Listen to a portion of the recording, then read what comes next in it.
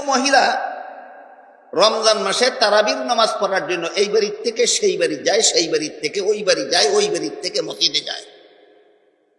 এরা কি সত্যই আল্লাহকে সন্তুষ্ট করার জন্য তারাবির নামাজ পড়ে, না সমাজকে দেখাবার জন্য তারাবির নামাজ পড়ে? আল্লাহই ভালো জানে।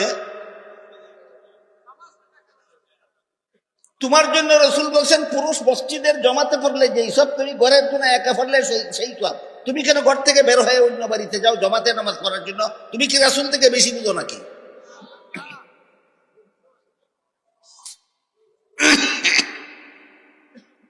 এক্ষেত্রে কিছু লোক আছে কোরআন হাদিসের কথাকে ভুল ব্যাখ্যা করে আপনাদের সামনে তুলে ধরে। এর মধ্যে একটা হাদিসের ভুল ব্যাখ্যা আপনাদের সামনে তুলে ধরা হয়। সেই হাদিসটা হলো, রাসূল করিম সাল্লাল্লাহু আলাইহি ওয়াসাল্লাম সাহাবাদেরকে বলেছিলেন যে তোমাদের কোনো মহিলা যদি মসজিদের জমাতে শরীক হতে চায় তাহলে বাধা দিও না। বাধা দিও না কথার দ্বারা সুন্নত প্রমাণ হয় না বৈধ প্রমাণ হয়? হ্যাঁ, বৈধ প্রমাণ। তোমাদের কোনো মহিলা মসজিদের জমাতে শরীক হতে চাইলে বৈধ আছে, কিন্তু একা পড়লে সুন্নত। জমাতে শরীক হওয়া জায়েজ আছে, একা পড়া সুন্নত। জমাতে শরীক হওয়া জায়েজ আছে, একা পড়া সুন্নত। এই কথাটা রসুল জীবদ্দশায় সাহাবাদেরকে বলছিলেন। রাসূলের ইন্তেকালের পর রাসূলের বিবি আয়েশা রাদিয়াল্লাহু তাআলা আনহা, রাসূলের বিবি আয়েশা রাদিয়াল্লাহু তাআলা আনহা পরিষ্কার ভাষায় বলে দিয়েছেন, সহিহ বুখারী শরীফে আছে। আল্লাহ আয়েশা বলেন, রাসূল যে পরিবেশে বলেছিলেন মহিলাদের মসজিদের জমাতে শরীক হওয়া জায়েজ আছে, সেই পরিবেশ এখন আর নাই। এখন কোনো মহিলাদের জন্য মসজিদের জমাতে শরীক হওয়া জায়েজ হবে না।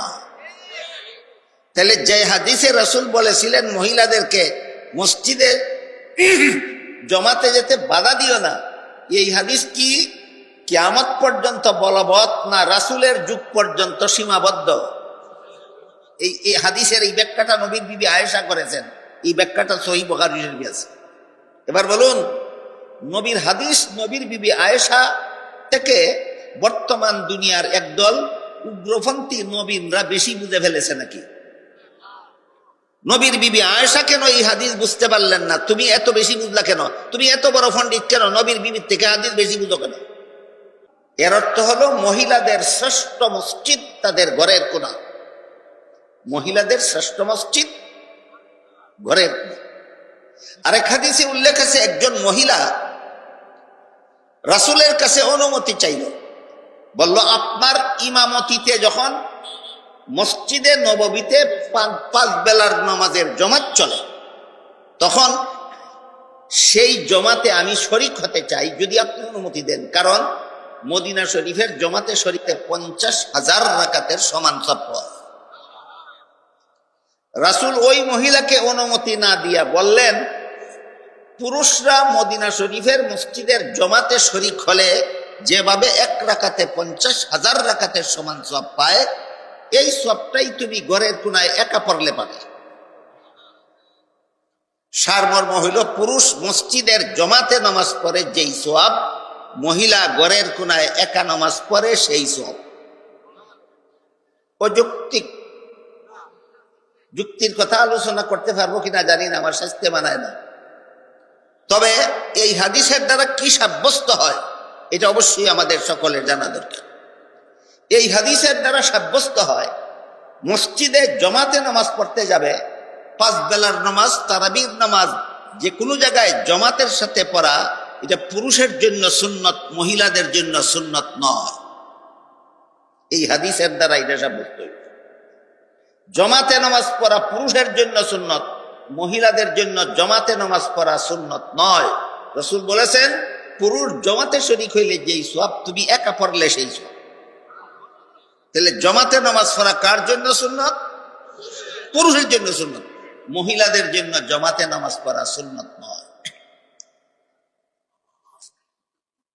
এরপরও যদি কোনো মহিলা রমজান মাসে তারাবির নামাজ পড়ার জন্য এই বাড়ির থেকে সেই বাড়ি যায়, সেই বাড়ির থেকে ওই বাড়ি যায়, ওই বাড়ির থেকে মসজিদে যায়, এরা কি সত্যই আল্লাহকে সন্তুষ্ট করার জন্য তারাবির নামাজ পড়ে, না সমাজকে দেখাবার জন্য তারাবির নামাজ পড়ে? আল্লাহই ভালো জানে।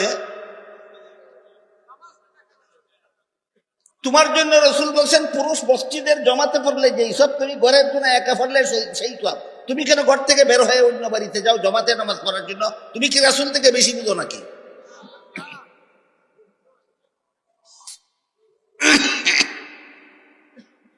এক্ষেত্রে কিছু লোক আছে কোরআন হাদিসের কথাকে ভুল ব্যাখ্যা করে আপনাদের সামনে তুলে ধরে। এর মধ্যে একটা হাদিসের ভুল ব্যাখ্যা আপনাদের সামনে তুলে ধরা হয়। সেই হাদিসটা হলো রাসূল করিম সাল্লাল্লাহু আলাইহি ওয়াসাল্লাম তার সাহাবাদেরকে বলেছিলেন যে তোমাদের কোনো মহিলা যদি মসজিদের জমাতে শরীক হতে চায় তাহলে বাধা দিও না। বাধা দিও না কথার দ্বারা সুন্নত প্রমাণ হয় না বৈধ প্রমাণ হয়? হ্যাঁ, বৈধ প্রমাণ। তোমাদের কোনো মহিলা মসজিদের জমাতে শরীক হতে চাইলে বৈধ আছে, কিন্তু একা পড়লে সুন্নত। জমাতে শরীক হওয়া জায়েজ আছে, একা পড়া সুন্নত। জমাতে শরীক হওয়া জায়েজ আছে, একা পড়া সুন্নত। এই কথাটা রসুল জীবদ্দশায় সাহাবাদেরকে বলছিলেন। রাসূলের ইন্তেকালের পর রাসূলের বিবি আয়েশা রাদিয়াল্লাহু তাআলা আনহা রাসূলের বিবি আয়েশা রাদিয়াল্লাহু তাআলা আনহা পরিষ্কার ভাষায় বলে দিয়েছেন, সহিহ বুখারী শরীফে আছে।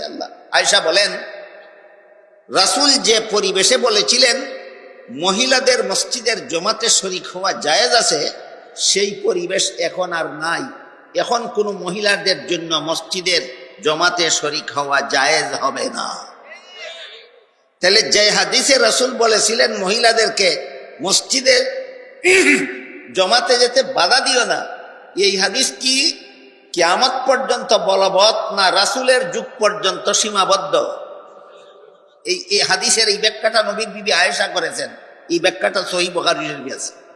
এবার বলুন, নবীর হাদিস নবীর বিবি আয়েশা থেকে বর্তমান দুনিয়ার একদল উগ্রপন্থী নবীনরা বেশি বুঝে ফেলেছে নাকি?